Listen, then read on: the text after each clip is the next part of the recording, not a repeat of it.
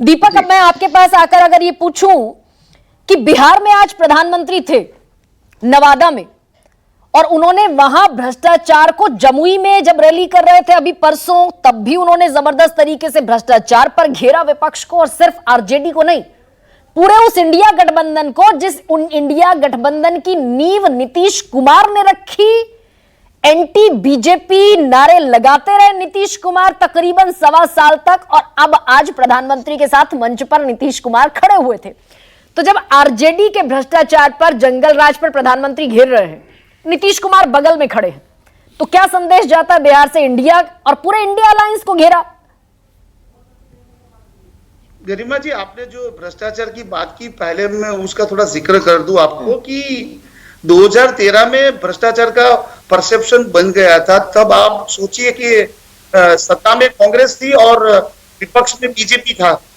तो बीजेपी जिस मुद्दे को 2013 में आगे लेके गई और परसेप्शन बना दिया, ऐसा परसेप्शन अभी देखने को नहीं मिल रहा है। ठीक है। तो 2013 और 2024 जो 11 साल निकल गए, और आज की तारीख में हम अगर भ्रष्टाचार की बात करें, जिसमें इलेक्ट्रल बॉन्ड आ गया, बाकी सारा कुछ बातें चल रही है, विपक्ष बीजेपी पे आरोप लगा रही है और बीजेपी पुरानी बातें करके सब बातें करे, लेकिन तो भ्रष्टाचार का मुद्दा 2013 में था, तो 2024 में नहीं दिख रहा है। और मुझे उसमें पिछली बार जब बीजेपी पब्लिक के बीच में लेके गई थी और सज्जन जी ने जो बताया कि लोगों को लग रहा था घोटाला हो रहे थे और ये वापस आएंगे तो वापस घोटाला करेंगे, ऐसा परसेप्शन बनाने में विपक्ष पीछे है, उसमें कोई डाउट नहीं है। तो वो बात नहीं, मैं बिहार की, दीपक जी, एक ओवरऑल परसेप्शन नोट, इसमें तो कहीं कोई संशय नहीं कि जो मोमेंटम बना था 23 जून के बाद, 17-18 जुलाई को बेंगलोर में, फिर मुंबई में,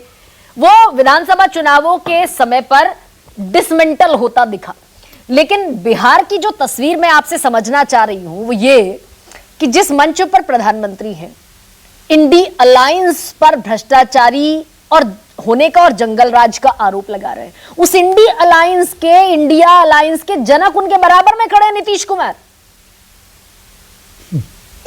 बिल्कुल, नीतीश कुमार के बारे में तो कहने के वो पलटू राम की तरह अभी दिख रहे हैं, और जो ग्राउंड रियलिटी आ रही है उसमें तो वहां से, बिहार से ऐसी न्यूज आ रही है कि जो नतीजे आएंगे उसमें शायद बीजेपी को फायदा होगा, लेकिन नीतीश कुमार को नुकसान होगा। और प्रधानमंत्री तो सारी बात जो है वो घुमा फिरा के विपक्ष पे ही लेके जाते हैं और काफी हद तक वो सफल भी होते हैं। तो वो मुद्दा, वो जो नीतीश कुमार पिछली बार एनडीए के साथ है, वापस इंडिया गठबंधन में, वापस एनडीए में चले गए, उस मुद्दा को भुलाने के लिए उसने लालू प्रसाद यादव और इंडिया गठबंधन पे ही उसने किया है। लेकिन ग्राउंड रियलिटी तो यही कह रही है कि जो नीतीश कुमार का रवैया है उसको देखते हुए उसको फायदा नहीं होगा लेकिन नुकसान होगा, लेकिन सामने की तरफ बीजेपी को गेंद दिख रहा है, ऐसी बात आ रही है। लेकिन आरजेडी जो विधानसभा चुनावों में करप्शन के आरोपों के बावजूद, लालू प्रसाद यादव के कन्विक्शन के बावजूद, सजा होने के बावजूद, जो आरजेडी विधानसभा चुनावों में सबसे बड़ी पार्टी बन जाती है, लोकसभा में उसकी सीटें 0 हैं, वो यहां 2024 के चुनावों में क्या परफॉर्म करेगी? बार बार प्रधानमंत्री कह रहे हैं भ्रष्टाचारी है, और बिल्कुल, लेकिन असेंबली का जो घोटाले में कन्विक्टेड है लालू प्रसाद यादव। गरिमा जी, असेंबली में जो तेजस्वी यादव और आरजेडी को जो फायदा हुआ है उसका कुछ न कुछ रिफ्लेक्शन लोकसभा में देखने को मिलेगा ही ना। आज हम कर्नाटक की बात करते हैं कि कर्नाटक में कांग्रेस को थोड़ा बहुत गेन मिलेगा, तो वो किस आधार पर मिलेगा? वहां पे उसकी सरकार है। लेकिन पिछली बार तेजस्वी यादव ने जिस हिसाब का कैंपेनिंग किया और जो सीटें लेके आए असेंबली में, और खास करके कांग्रेस के साथ मिलकर लड़ रहे हैं, तो कुछ न कुछ तेजस्वी की यादव की पार्टी को और कांग्रेस को फायदा होगा ही। कितना फायदा होगा दीपक राजानी?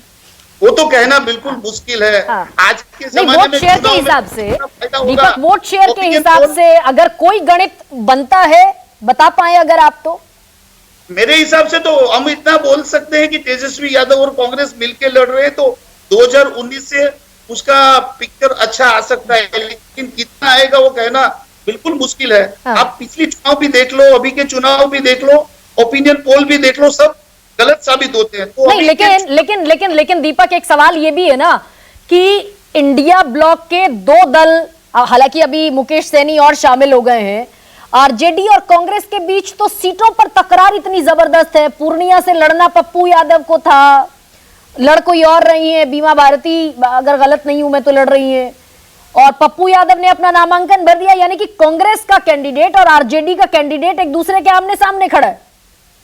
तो ये